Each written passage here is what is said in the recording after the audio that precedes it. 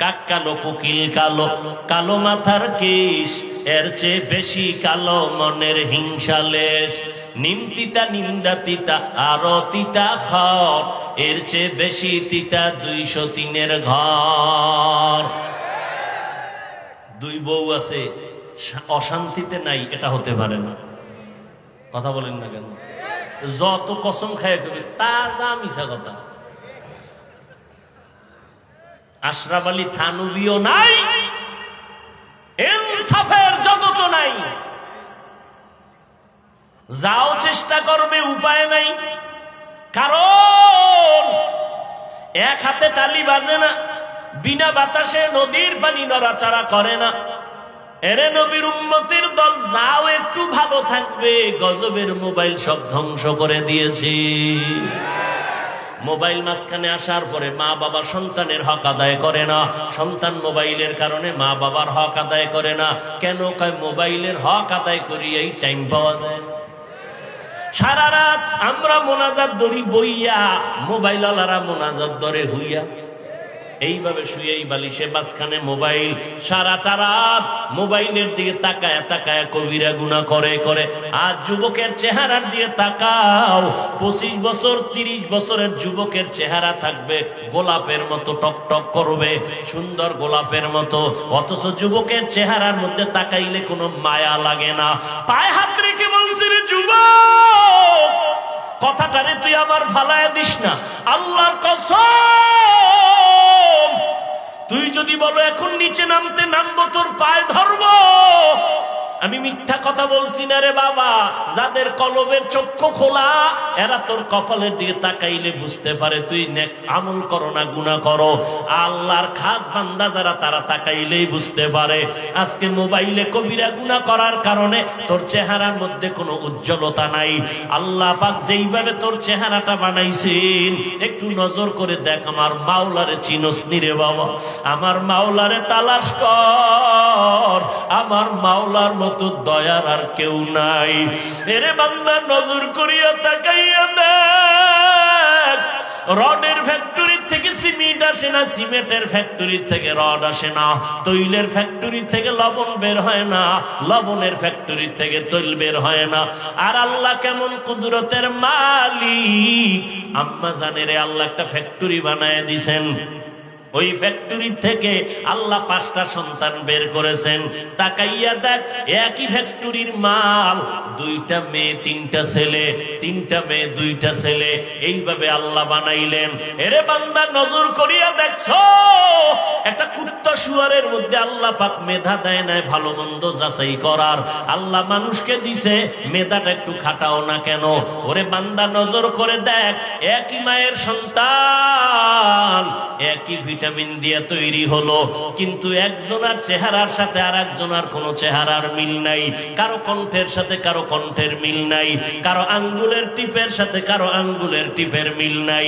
ওরে বান্দা, তাকায় দেখ, এই কুদরত কার? আমার আল্লাহ। ওই আল্লাহরে কেন চিনো না রে বাবা? ওই বান্দা, নজর করিয়া দেখছো আমার মাওলা কেমন কুদরতের মালিক? বিশাল 7টা আসমান জমিন আল্লাহ কয় আমি বানাইছি ফি সিত্তাতি আইয়াম, মাত্র 6 দিন। বিশাল 7টা আসমান, 7টা মহাশূন্য, 7টা জমিন কে বানাইছেন? কয় দিন? মাত্র 6 দিন। আর তোমার মতো 1 থেকে 1.25 কেজি 1.5 কেজি ওজনের বান্দাটারে মায়ের গর্ভে আল্লাহ ওই 1 ফোঁটা নাপাক পানির থেকে মায়ের গর্ভে তিল তিল করে বানাইতে আমার মাওলা সময় নিয়েছেন 6 মাসের মতো। এত বিশাল আসমান জমিন বানাইতে 6 দিন লাগলো, তোমার আমার মতো 1.5 ব্যাটারিরে বানাইতে 6 মাস নিলেন কেন? মাওলার ভালোবাসা, ভালোবাসার জিনিসটা বানাইতে বড় সময় লাগে। এরে বান্দা, মাওলায় বড় আদর করে বানাইছে। একটু নজর করে দেখ, নাপাক পানিটারে আল্লাহ পাক আবার জমাট রক্ত বানায় দিলেন। এখান থেকে আল্লাহ পাক আবার গোশত দিলেন, হাড্ডি দিলেন, আবার গোশত দিলেন। ওয়ালাকাদ কাররামনা না, ওয়ালাকাদ খালাকনাল ইনসানা মিন সুলালাতিন মিন তিন সুম্মা জাআলনাহু নুতফাতান ফি ক্বারারিন মাকিন ثم خلقنا النطفة علقة فخلقنا العلقة مضغة فخلقنا المضغة عظاما فكسونا العظام لحما ثم أنشأناه خلقا آخر فتبارك الله أحسن الخالقين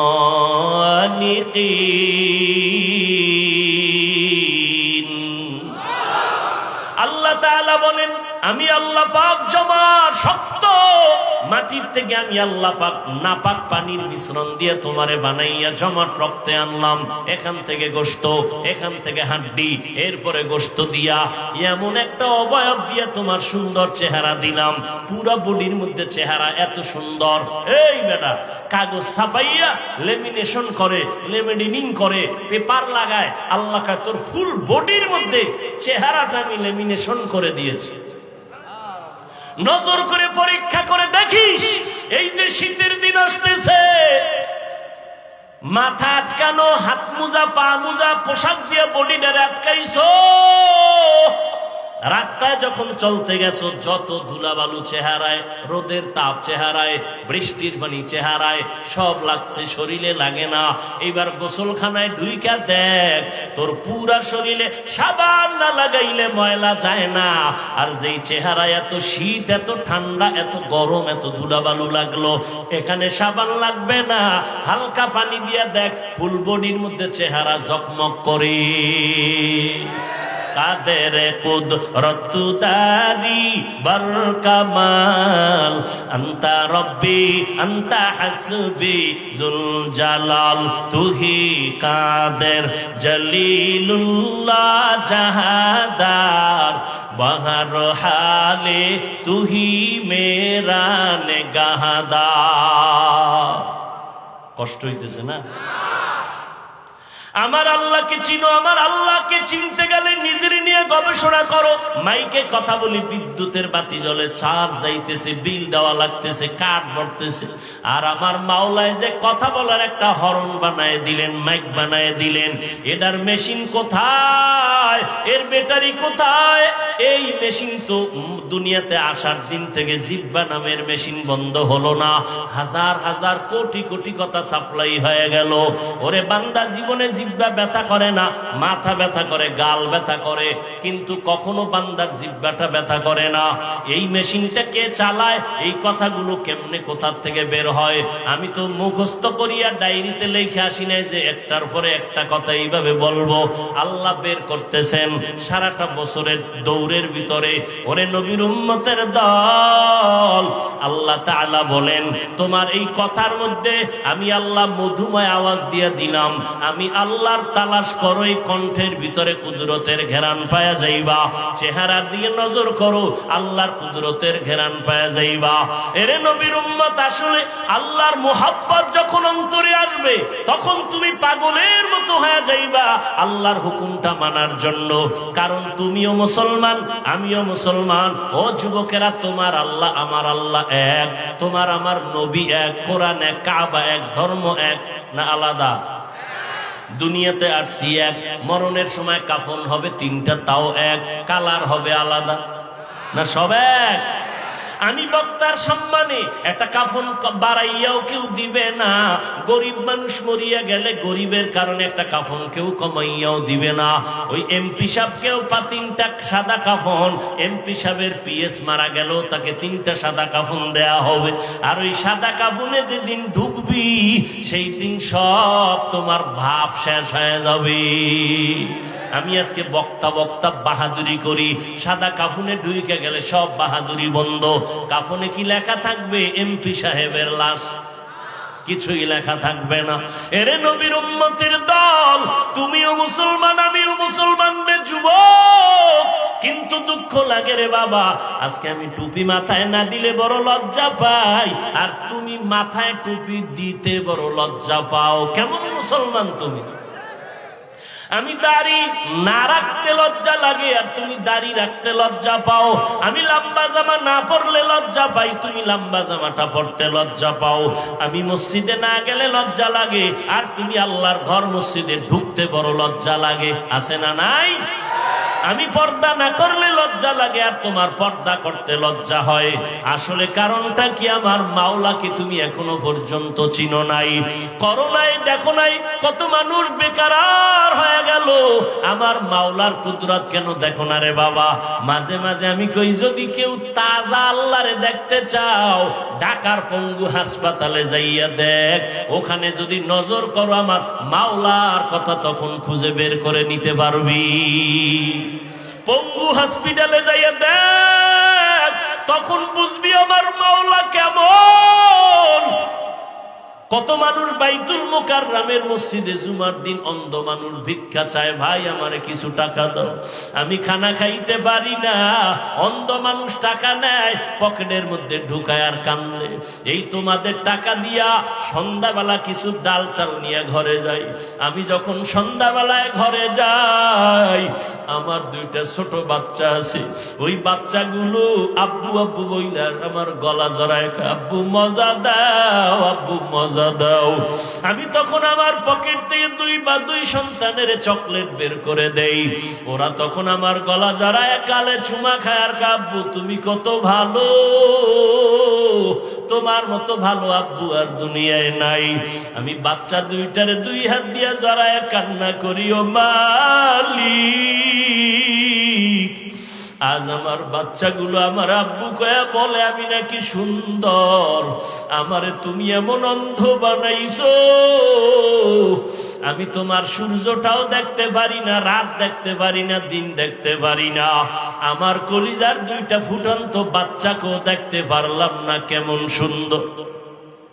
ও যুবক, আজকে রাতের বেলা মোবাইলের দিকে তাকাইয়া যে কবিরা গুনাহ দেখতেছো, আমার মাওলায় যদি তোরে অন্ধ বানাইতেন, বল কেমনে মোবাইলে তাকায়া গুনাহ দেখতি রে বাবা? পায়ে হাত রেখে বলি তওবা কর। আমার মাওলার কোরআন মিথ্যা মনে করিস না রে বাবা, আমার নবীর কথা মিথ্যা মনে করিও না।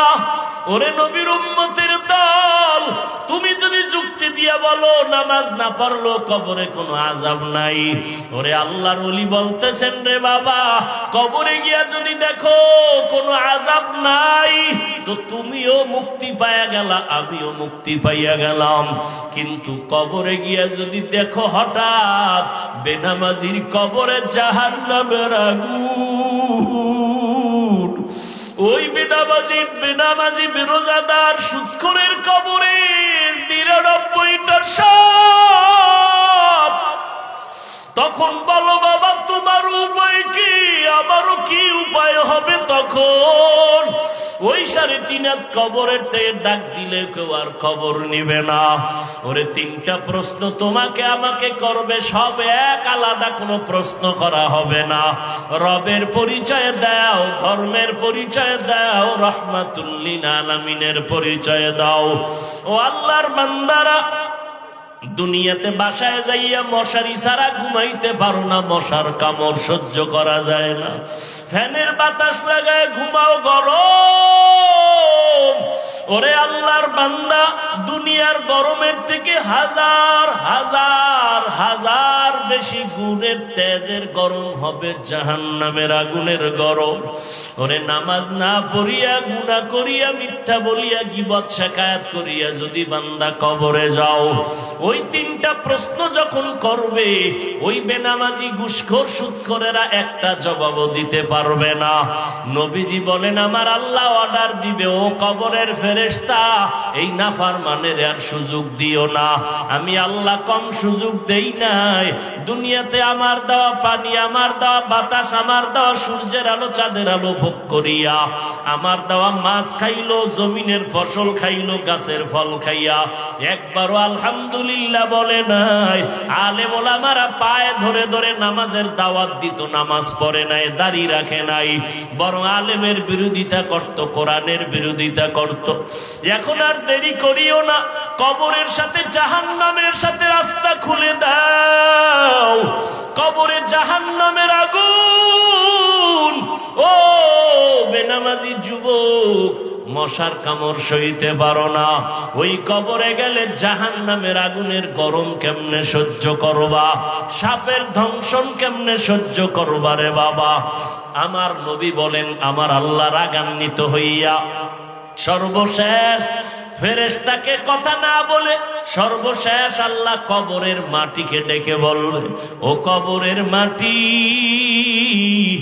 এই গুনাহগার বেনামাজি নাফরমানের দুই দিক থেকে জোরে জোরে চাপ দাও। এত জোরে চাপ দিবে পাঁজরের হাড়গুলো চুরমার হয়ে যাবে, সহ্য করতে পারবা না রে বাবা। আজকে আল্লাহর হুকুম নবীর তরিকা মানতে গিয়া কই আমাদের তো সম্মান মোটেও কমে নাই রে বাবা। করোনার ভিতরে স্কুল কলেজ বন্ধ হয়ে গেল, ব্যবসা চাকরি বন্ধ হয়ে গেল, একটা কোরআনের মাদ্রাসাও বন্ধ হয় নাই। একজন মাওলানা ক্ষুধার তাড়নায় কারো কাছে গিয়া ভিক্ষা করে নাই যে না খায়া মরলাম, টাকা দাও। আল্লাহ ইজ্জতের মালিক। আজকে বাবা আমিও তো তোমার মতো প্যান্ট শার্ট টাই লাগাইয়া যদি চলতাম, দাড়ি কামাইয়া কেউ বাধা দিত না। ও আল্লাহর বান্দা, কেন পারি না? একমাত্র আমার মাওলার কোরআন সত্য, কোনো মিথ্যা নাই।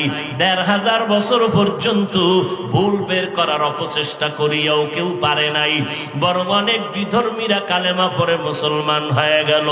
ও যুবকরাও, বৃদ্ধ বাবাজি, পর্দার আড়ালের আম্মা জানেরা, আপনাদের মতো কত মানুষ, ও যুবক, স্কুল কলেজে পড়ে, ৫ ওয়াক্ত নামাজ পড়ে, দাড়িওয়ালা অভাব নাই, আছে না নাই? তুমি কেন পারবা না? তোমার মতো যুবক রাস্তায় গাড়ি চালায়, নামাজ ছাড়ে না, তুমি কেন পারো না? তোমার মতো যুবক র্যাব, আর্মি, পুলিশ, বিডিআরের চাকরি করে, দাড়িওয়ালা নামাজি, তুমি কেন পারো না?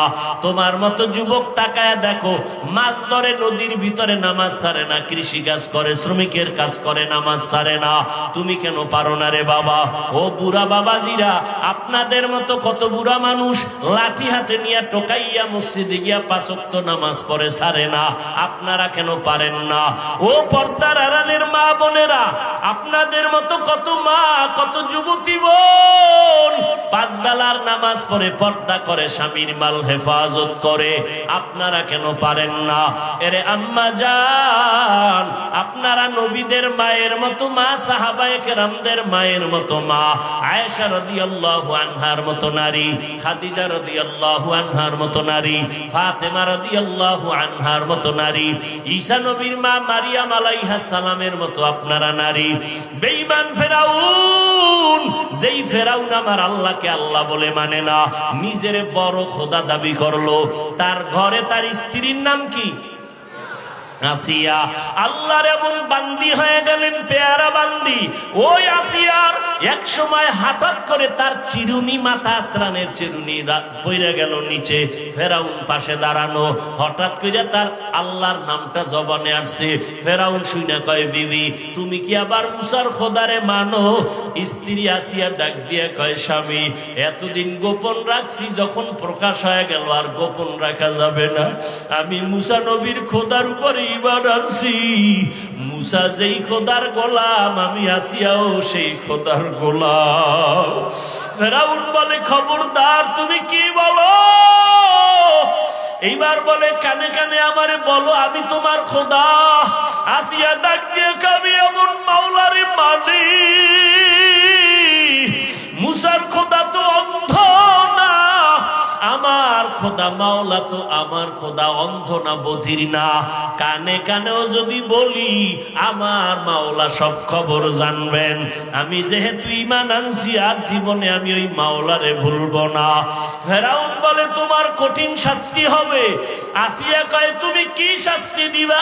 আমার হাত কাটবা, পা কাটবা, গলা কাটবা, কিন্তু যেই অন্তরে মালিকের মোহাব্বত লাগাইছি, ওই জায়গায় তোমার কোনো অস্ত্র ঢুকবে না। ফেরাউন পাগলের মতো হইয়া গেল। আমি ফেরাউন এত বড় খোদা, আর মুসার কারণে আমার বিবি আসিয়া আল্লাহরে মানে আমারে বাদ দিয়া এইবার লোকেরে খবর দিয়া কয় আসিয়ারে শুলিবিদ্ধ করা লাগবে, শাস্তি দেওয়া লাগবে। আসিয়ারে যখন শাস্তি দিতেছে হাতে পায়ে রশি লাগাইল, আসিয়া একদিকে কাঁদে। হঠাৎ করিয়া মুসা নবী একটু পাশ দিয়া যায়, ডাক দিয়া বলে সালাম নবী মুসা। আমার অবস্থা দেখিয়া বলেন আমার মাওলা আমার উপরে বেজার না খুশি? বলে আমার মাওলা তোমার উপরে খুশি। এইবার আসিয়া কয়ে দোয়া করিয়েন, আল্লাহর কাছে হাত উঁচু করে আসিয়া কান্না করে দোয়া করে, রব্বি বিনিলি ইনদাকা বাইতান ফিল জান্নাহ। আল্লাহর কাছে দোয়া করেন, ওয়ানাজ্জিনি মিন ফিরআউনা ওয়া আমালিহি ওয়ানাজ্জিনি মিনাল কওমিজ জালিমিন। ও আল্লাহ, আমি জাহান্নামের ভিতরে দুনিয়ায় বসবাস করে গেলাম, এত বড় জাহান্নামের দুশমন, ওর ঘরে থাইকা মাওলা তোমারে ভুলি নাই, দুনিয়াতে কষ্ট স্বীকার করলাম, তুমি দয়া করে একটু জান্নাতের পাশে আমার একটা ঘর বানায় দিও। এইভাবে কান্দে আর দোয়া করে। হঠাৎ করে যখন ফেরাউন আসিয়াকে মেরেই ফেলবে, মুসা নবীও দোয়া করলেন, আল্লাহ তাআলা কুদরতের পর্দা সরাইয়া দিছেন। আসিয়া তাকায় দেখে লক্ষ লক্ষ ফেরেশতারা অপেক্ষা করে আসিয়ারে সাদা স্বাগতম জানাবার জন্য। আসিয়া এবার কান্না বন্ধ করে মুস্কি মুস্কি হাসতেছে। ফেরাউন ডাক দিয়া কয়, আসিয়া তুমি কেন হাসো? এইমাত্র কান্না, এখন তোমার ফাঁসি হবে, তুমি এখন হাসো কেন? কয় রে বেঈমান ফেরাউন, আমি যার পাগল, যার জন্য আমি পাগল পারা হয়ে তোমার থেকে আলাদা, ওই মাওলাকে আমি পেয়ে গেছি। ওই মাওলার কুদরতের ফেরেশতারা কাতার বন্দী হয়ে অপেক্ষা করে আমাকে জান্নাতে স্বাগতম দিয়া নেওয়ার জন্য। আমি ওটা দেইকা হাসি, তাড়াতাড়ি আমারে মরণ হয়ে যাবে, আল্লাহর ফেরেশতারা নিয়ে যাবে। এরে নবীর উম্মতের দল, ও পর্দার আড়ালের আম্মা জানেরা, এই আসিয়ার ভাগ্য এত ভালো, কিয়ামতের ময়দানে আমার নবীর সাথে জান্নাতের ভেতরে ফেরাউনের বিবি আসিয়ার সাথে আমার নবীর সাথে বিবাহের বন্ধন হয়ে যাবে। ও যুবকেরা তওবা করো, আমরা দাড়ি টুপিওয়ালারা তো না খাইয়া মরি নাই, সম্মান কমে নাই। এমপি সাহেব দেখলে সালাম চায়, সালাম দেয়, দোয়া চায়। চেয়ারম্যান দেখলে সালাম দেয়, দোয়া নেয়। ও বাবারা, কোরআন ছাড়া শান্তি নাই, আমার নবীর আদর্শ ছাড়া শান্তি হবে না। আমার নবীর আদর্শ দেখে দলে দলে বিধর্মী কালেমা পড়ে। তুমি কেন মুসলমান হইয়া নবীর আদর্শ মানো না?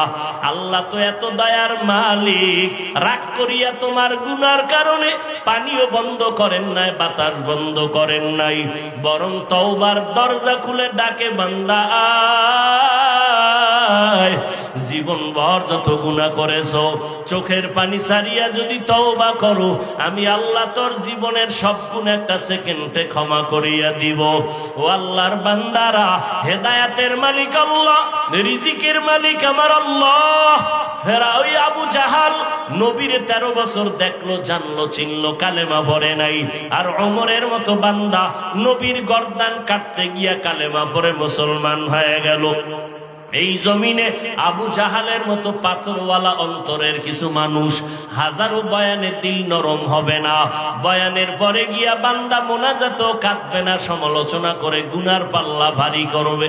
আর ওমরের মেজাজওয়ালারা গুনাহ নিয়া ময়দানে ঢুকার পর জাহান্নামের ভয় যখন অন্তরে ঢুকবে, একা একা কান্না করে বলবে, ও দয়ার মালিক, জীবনে তো কম গুনাহ করলাম না, আজকে থেকে তওবা করে নিলাম, আর নামাজ ছাড়বো না, দাড়ি কাটবো না, বেপরদায় চলবো না, সুন্নত ছাড়বো না, মা বাবাকে কষ্ট দিব না, উলামায়ে কেরামের বিরোধিতা করব না, নবীর সুন্নাত অনুযায়ী চলবো। আল্লাহ তখন তাকে মাফ করিয়া নেককার বানায় ফিরাইয়া দিবেন। ভাগ্য কার ভালো জানা নাই, কার নসিবে তওবা কবুল হবে জানা নাই। তবে আল্লাহর বান্দা, যদি কারো অন্তর অন্তর তৈরি হয়, জীবনে তো কম অন্যায় করি নাই, আজকে মা বাবায় জানলে লজ্জা দিত আর মহব্বত করত না, আল্লাহ জানার পরেও আমার খানা বন্ধ করেন নাই। অতএব আমি আজকে তওবা করব, আর নামাজ পড়বো না, নামাজ ছাড়বো না, বেপরদায় চলবো না, দাড়ি কাটবো না, মা বাবারে কষ্ট দিব না, ওলামায়ে কেরামের বিরোধিতা করব না, নবীর তরিকা মেনে চলবো, দেশ ও জাতির বিরুদ্ধে ষড়যন্ত্র করব না। তওবা করার মতো যদি অন্তর তৈরি হয়, মুনাফিকি যদি না থাকে, খাঁটি তওবার নিয়ত যাদের আছে, দুটো হাত আমার আল্লাহকে দেখাইয়া দেন। আয় আল্লাহ, হাতগুলো কবুল করে নেন, তওবা কবুল করে নেন, তওবার উপরে মজবুত হইয়া চলার মতো তৌফিক দান করেন, আমিন। আলহামদুলিল্লাহি রাব্বিল আলামিন, ওয়াসসালাতু ওয়াসসালামু আলা সাইয়্যিদিল আম্বিয়াই ওয়াল মুরসালিন ওয়া আলা আলিহি ওয়া আসহাবিহি আজমাইন।